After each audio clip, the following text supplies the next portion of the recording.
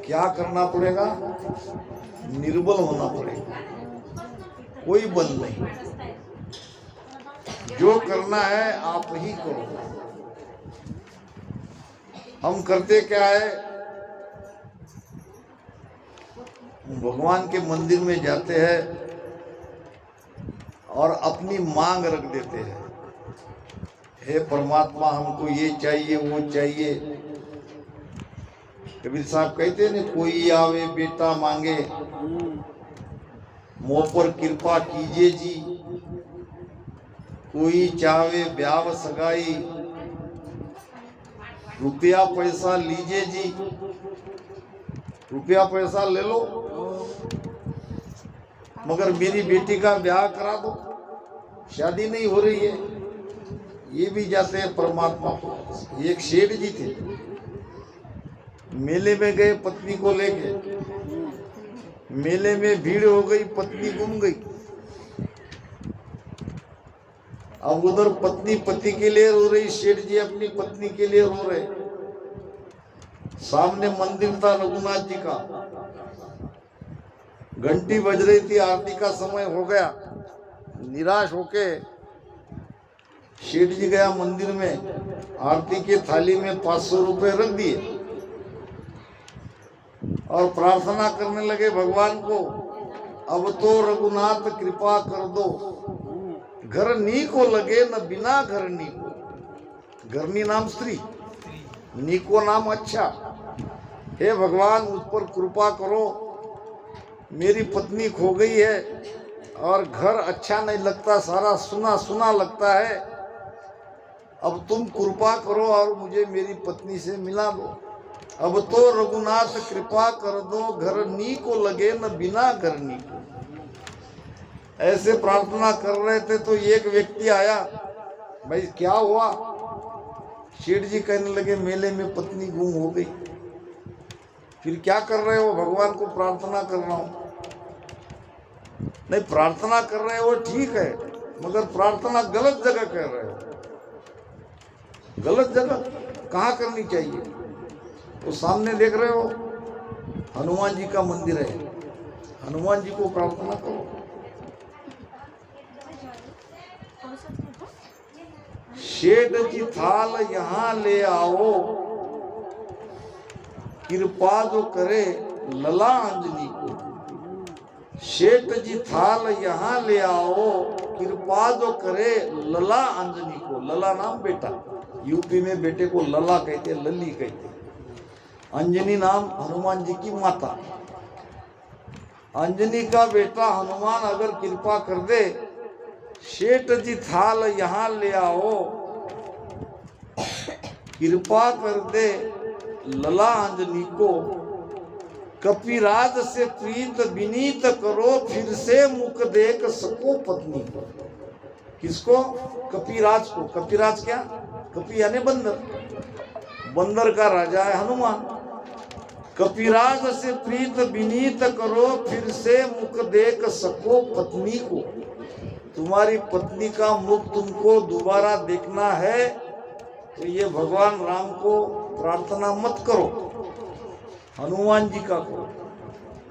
कपिराज से प्रीत विनीत करो, फिर से मुख देख सको पत्नी को। दोबारा तुमको देखना है तो वहां जाओ। शेठ जी कहने लगे, ये तो बड़े हैं, भगवान राम तो बड़े हैं, वो हनुमान जी तो उनके सेवक है, फिर बड़ों को छोड़ के सेवक की पूजा कैसे? वो व्यक्ति कहने लगा, शेठ जी मैं कहता हूं वैसे करो। कपिराज से प्रीत विनीत करो, फिर से मुख देख सको पत्नी को। शेठ जी थाल यहाँ ले आओ, कृपा जो करे लला अंजनी को। तेरी पत्नी को ढूंढ के क्या लाए, जो पतो न लगो सके अपनी को। अब ये राम तेरी पत्नी को कैसे ढूंढ के लाएगा? जब इसकी पत्नी गुम हो गई थी, भगवान हनुमान ने ही खोज कर लाया था। तो मैं तुमको गारंटी के साथ कह रहा हूं कि भगवान राम की पूजा मत करो, हनुमान जी की करो। और शेठ जी ने हनुमान जी को आरती करी, प्रार्थना करी और आश्चर्य क्या, थोड़ी देर में वही मंदिर में उसकी पत्नी आ गई। ये तो हुई बाह्य सगुन की बात, मगर यहाँ भी हम राम राम करते हैं तो इसमें किसी का बल नहीं चाहिए, कोई अहम भाव नहीं चाहिए, निराधार होके भजन करना है। एक ही पलम में सारे कर्म कटेंगे। कैसे कटेंगे? इस्तु आगे उसके ताजल आगे क्या आगे, इस्तु आगे उसके ताजल आगे क्या, यूं नावज आगे कर्म हमारा जाय इसे विदमाग, सतगुरु तारेगा तेक, सतगुरु तारेगा एड़ा भवसागर के माय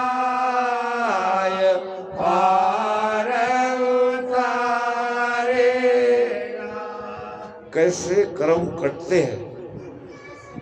इस्तु आगे फूस कहता, फूस नाम कचरा, इस्तु नाम आग।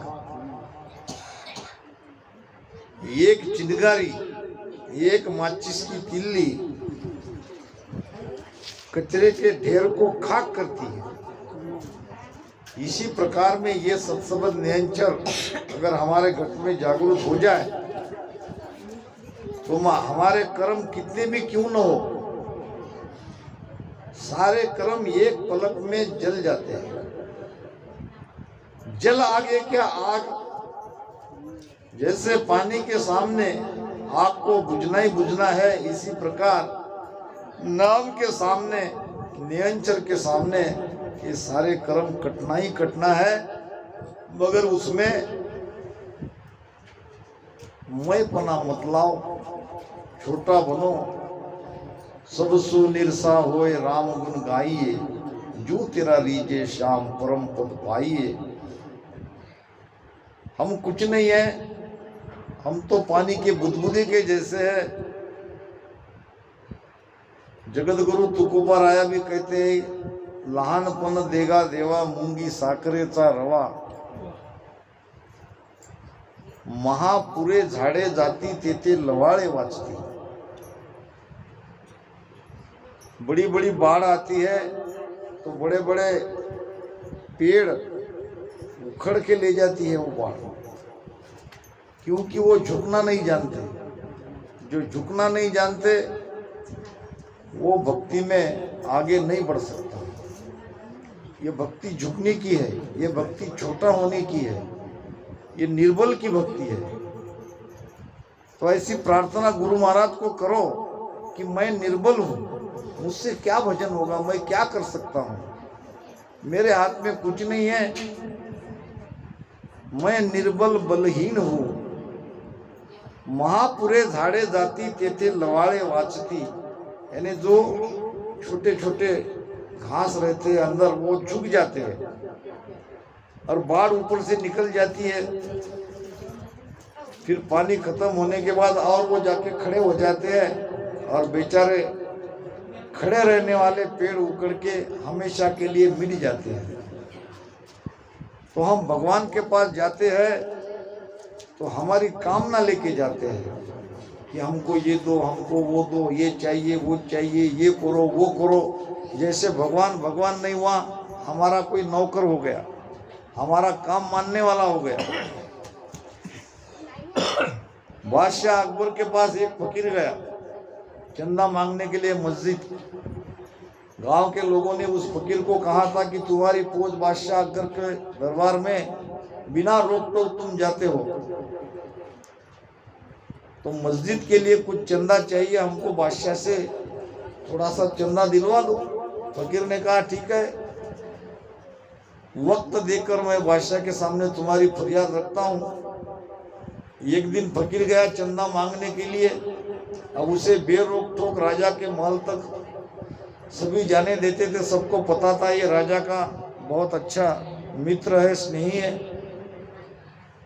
मांगने के लिए देखा तो वहां देखा चादर डाल के दोनों हाथ ऐसे खड़े करके पद्मासन में बैठे हुए राजा अकबर अल्लाह को मांग रहे थे, हे अल्लाह मुझे सारा दुनिया का बादशाह बना दो, दुनिया की सारी संपत्ति मेरे खजीने में आ जाए। ऐसी उसकी मांग चल रही थी। फकीर मांगने आया था और दबे हुआ वापस गया। जब बादशाह ने देखा, आवाज दिया, फकीर रुको, कैसे आए, बैठो। फकीर ने कहा, आया था एक काम से, फिर बताओ क्या हुआ। नहीं मगर अब वो काम बिना कहे मैं जाऊंगा। अरे बताओ तो सही क्या चाहिए। फिर कहा कि मुझे मस्जिद के लिए किसी गांव में चंदा आपसे लेना था, मगर यहाँ देखा आप भी मांग ही रहे हो। इतना सारा वैभव आपके पास होते भी आप अल्लाह को मांग ही रहे हो।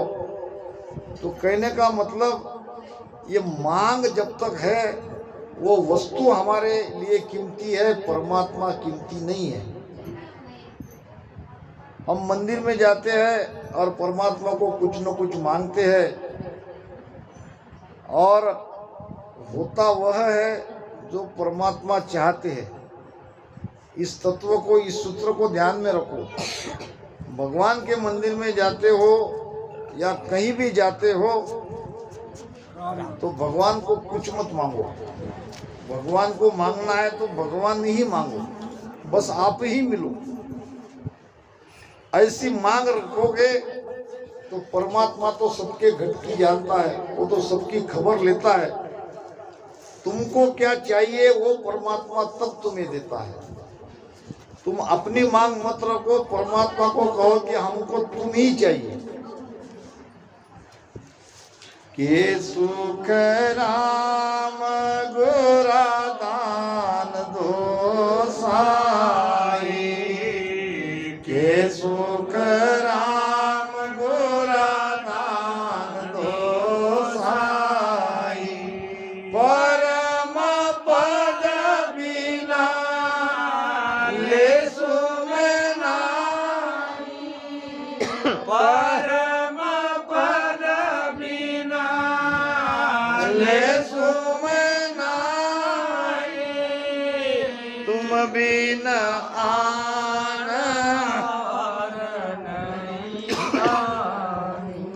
तुम बिन आन वर नहीं दारू, तन मन चित पाचिसो मारो, तन मन चित पाचिसो मारो, तुम बिन आन वर नहीं दारू, तुम बिन आन वर नहीं दारू। के सुखराम गुरा दान देवो साई, परम पद बिन लेसु मैं नहीं। मुझे कोई भौतिक सुख नहीं चाहिए, मुझे न धन चाहिए, मुझे तो केवल आपसे काम है। मेरी गरज केवल आपकी प्राप्ति है। ये भाव से अगर हम भक्ति करेंगे तब बात बनेगी। और हमारी मांग अगर वहाँ रखते हैं तो होता वही है जो हमारे भाग्य में लिखा होता है। इसलिए छोटा से छोटा बनो, निराधार बन के रहो। हम कुछ है ही नहीं, हम आज है कल नहीं। पानी के बुदबुदे के जैसी हमारी आयु है, हमारा जीवन है।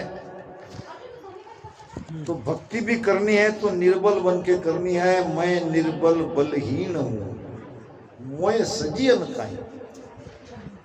मुझे ठीक से मांगा भी नहीं जाता, मुझे ठीक से प्रार्थना भी नहीं की जाती, मैं तो केवल आपका हूं। बस यही भाव चाहिए और राम राम रटन करो, इसी से काम होगा, और कोई दूसरा उपाय नहीं है।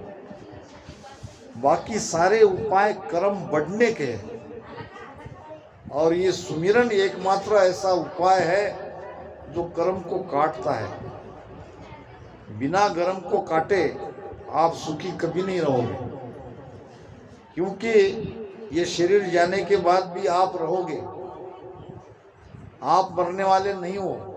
ममो वांसे जीव लोका जीव भूता सनातना। गीता में भगवान कृष्ण कहते हैं कि जीव तो मेरा अंश है, यानी जब हम परमात्मा के अंश है तो हम अमर है। हम अमर है तो फिर ये शरीर छूटने के बाद हमारा आगे क्या होगा, इसका विचार आज करना चाहिए। शरीर छूटने के बाद शरीर तो परिवार वाले जला देंगे, मगर हमने जो भी कर्म किया है वो कर्म के अनुसार हमारी आगे की यात्रा होगी। आगे हमें शरीर मिलते जाएंगे, 84 लाख में कई शरीर को हमको भुगतना पड़ेगा, सब में हमको दुख मिलेगा। तो ये अगर टालना है तो कर्म को काटो, कर्म से अलग हो जाओ, और कर्म से अलग होने का उपाय है प्रार्थना। कै सुखराम शरण हर तेरी ऐसी मोय बताई। ऐसे मुझे बताया गया कि जो जीव परमात्मा के शरण में जाएगा उसका कर्म एक पलक में कट जाएगा। मगर ये शरण में जाना बड़ा कठिन है। महाराज ने कहा है कि और एक विद करडी आ भाई, पण तन मन धन अर्प्यो नहीं जाए। समर्पण नहीं हो सकता, सब कुछ हो सकता है मगर समर्पण होना कठिन है। समर्पण का मतलब क्या? हमारी अपनी कोई चलानी ही नहीं है, बस केवल शरण में रह जाना है। जो कुछ होगा वो राम जी करेगा, मैं हूं ही नहीं। इसी को कहते हैं शरणागति। राम तारी दाय पड़े जो कीजे, ये शरण में जो है उसके ही भाव है, उसी जीव का ये भाव है।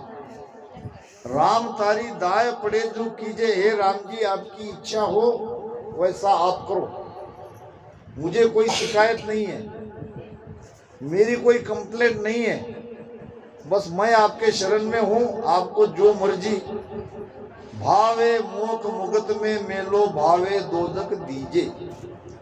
आपकी इच्छा हो तो मुझे मोक्ष में मेलो, आपकी इच्छा हो तो मुझे मुक्ति में वैकुंठ में भेजो, या आपको लगे कि इसको नरक में भेजना चाहिए तो नरक में भेजो, मेरी कोई मांग नहीं है। आपकी मर्जी, सब मैंने सौंप दिया। जैसे एक लड़की माता पिता की लाड़ प्यार से पली हुई बड़ी हुई जब ससुराल में आती है तो ससुराल वालों को पूरा समर्पण दे देती है, अपना सारा त्याग कर देती है, माता पिता का, गांव का, घर का, क्योंकि अब जो कुछ भी है वो यही उसकी जिंदगी बीतनी है। सुख भी मिले दुख भी मिले तो पति का घर ही उसका अपना घर है। इसको कहते हैं शरणागति। जब वो लड़की जाती है मायके, 4 दिन 8 दिन रहती है, माता को कहती है माता जी मुझे मेरे घर जाना है। अभी तक जिस घर में तू पली थी बड़ी हुई, अब एकाएक तुझे तुम्हारा घर कहने याद आने लगा। शरणागति ये है। तो महाराज कहते हैं राम तारी दाय पड़े जो कीजे, परमात्मा पे सब छोड़ दो। मोक तो हरि भक्ति करनी, भजन अखंडित तेरो। बस हमको भजन करना है, भक्ति करनी है, और कुछ करना नहीं है। मो खिसियासु बिड़द बदे तो काई बिगड़सी मेरो। मैं आपके शरण में हूँ, आपका नाम ले रहा हूँ, आपकी भक्ति कर रहा हूँ। इतना सब करते हुए अगर आप मुझ पर क्रोधित होते हो, आपको लगे कि इस पे क्रोध करना चाहिए तो क्रोध करो, मेरा क्या बिगड़ेगा। बिगड़ेगा तो आपका, जो आपकी भक्ति कर रहा है, जो आपका नाम ले रहा है, तो उस पर क्रोध कर रहे हो, मेरा कुछ नहीं जाएगा। जबलक मुख में जिबिया चाले तबलक हर हर केसु। भावे तार मार भावे खींचो शरण आपकी रेसु। बहुत अच्छी बात बता रहे हैं। हम करते क्या है, हमारी बात कहूंगा मैं। रामसनी बनने के बाद थोड़ी घर की हालत सुधर ही जाती है, सबकी सुधर जाती है। जो कुछ बुरे बुरे व्यसन सब छूट जाते हैं और 4-6 महीने में खुशियां आनी शुरू होती है। फिर अगर उसमें सुख बढ़ने लगता है तो हम कहते हैं कि महाराज ने दिया। ये बहुत बड़ी गलती है। महाराज सुख देने वाले नहीं है, महाराज तो आनंद देने वाले हैं। फिर ये सुख तुमको कैसे मिला? अरे जो कुछ बुरी आदतें थी, 4 पैसे तुम्हारे बच गए, वो तुम्हारे संसार में काम आ गए, सुख तो मिलेगा। ऐसा अगर मानने वाला जब उसको दुख मिलता है तो वो भक्ति हट जाता है और हट जाने का खतरा रहता है। तो ये सुख दुख के चक्कर में पड़ो ही मत। वो तो मोक्ष पथ का दाता है, वो तो आनंद देने वाला है, वो तो आनंद देगा ही देगा। विश्वास के साथ भक्ति में उतरो। छोटे छोटे सुख के लिए, छोटे छोटे दुख में सुमिरन मत छोड़ो। दुख सुख माय रखो मन एक ही, दूजो हो न पावे। जो ये भगत करेगा तेरी 8 पौर गणना। दुख में सुख में मन को विचलित मत होने दो, तभी भक्ति आगे बढ़ेगी। भावे मुझ वो दशा भेजो, भावे मुझ बिट माओ। वो दशा यानी अवदशा। आपको अगर लगे कि मेरी दशा खराब करनी चाहिए तो करो, आपको जो लगे वो करो। बिटमाओ यानी परीक्षा लो, मुझे परखो। अगर आपको ऐसा लगे कि इसको पहले परखना चाहिए, कहते हैं कि एक कोई भगत भक्ति कर रहा था जंगल में और बड़े जोर से भजन कर रहा था। शंकर पार्वती को लगा कि चलो इसकी परीक्षा ले ले। जब फल देते तो परीक्षा ली जाती है कि कच्चा है कि पक्का है। अब वो अपना भजन कर रहा है, वहां से दोनों भेष बदल कर आए, भिल्ल बन के। भिल्ल और भिल्ली, भगवान शिव जी बना भिल्ल, माता पार्वती बनी भिल्ली, और दोनों बात करते करते आ रहे हैं। भिल्ली कहती है, पतिदेव बच्चा रो रहा है, भूख के लिए तड़प रहा है, कहीं से भोजन की व्यवस्था करो। अब वो आवाज देखते ही वो ध्यान से देखने लगा उधर कि ये कौन लोग है और क्या बात कर रहे हैं। देखा कि एक भील और भिल्ली जा रहे हैं। पत्नी अपने पति को कहती है कि भोजन की व्यवस्था करो, बच्चा रो रहा है। इतने में एक कुत्ता आया और भील ने उस कुत्ते को पकड़ लिया और मार डाला। कहा कि आज ये कुत्ते का मांस खिला दो। भिल्ली खुश हो गई, कहने लगी आज का तो काम हो गया, फिर कल का क्या करेंगे? कल कहाँ से लाओगे भोजन? तो भील कहने लगा ये बाबा बैठे ना, ये जो बैठे हैं कल इसकी इतना सुनते ही अंदर से घबरा गया। अरे मैं कहाँ आके भजन कर रहा, ये तो लोग अभी मेरे सामने कुत्ते को खिलाया और कल कह रहे कि मेरी बारी है। उसको जाने दिया और आराम से उठ के भाग गया। जे भागा वापस आया ही नहीं। तो ऐसी भक्ति ना करिए जग में होए हासी, ये भक्ति नहीं है। ये तो एक बार समर्पण कर दिया, चाहे कुछ भी हो जाए। भावे मुझ वो दशा भेजो, भावे मुझ बिटमाओ। सदगुरु शरण नाम नहीं छोड़ू, उतल पुतल हो जाओ। उथल पुथल का मतलब हमारी दशा दिन इधर के उधर हो जाए, उधर के इधर हो जाए। आज है, इससे बुरे से बुरे स्थिति में हम आ जाए। उथल पुथल जीवन में होता है, हर एक के जीवन में ये प्रसंग आता है। तो ऐसे समय में घबराना नहीं चाहिए, कुछ भी हो जाए विचलित होना नहीं चाहिए, भक्ति में अड़िग रहना चाहिए, भक्ति में दृढ़ता ही चाहिए। ये तो सारा कर्म का चक्कर है, कर्म के साथ ऐसा सुख दुख होता ही है। दुख सुख ताव बहुत दो साई भावे देवदर कूटो। महाराज कहते कि तुमको दुख देना है तो दुख दो, मैं तैयार हूं भुगतने के लिए। तुमको सुख देना है सुख दो, मैंने मांगा नहीं आपको सुख, मगर आप देना चाहते हो दो। इतना ही नहीं, आप शरीर धारण करके मुझे पीटो, मैं पीटने के लिए तैयार हूं। के सुखराम भक्ति नहीं छाड़ू, तीन लोक रहे रूठो।